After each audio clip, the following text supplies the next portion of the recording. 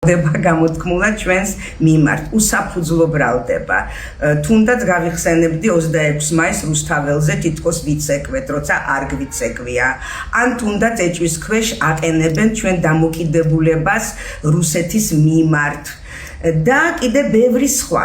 ვთვლი რომ არასდროს არ მიგვიქცევია და არც უნდა მივაქციოთ ამას ყურადღება. ჩვენ არაფერი არ გვჭირს, არც თავის გასამართლებელი, არც დასაცავი და მით უმეტეს არავის ბოდიშის მოხდა არ გვჭირდება.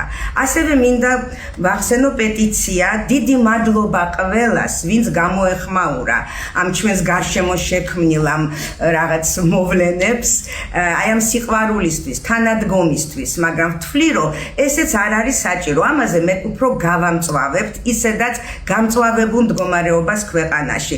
კიდევ უფრო დავძაბავთ ასთა სხვადასხვაობას და კიდევ უფრო არ ვიცი, ზედმეტად მოყვება ამას ერთმანეთის ლანძღვა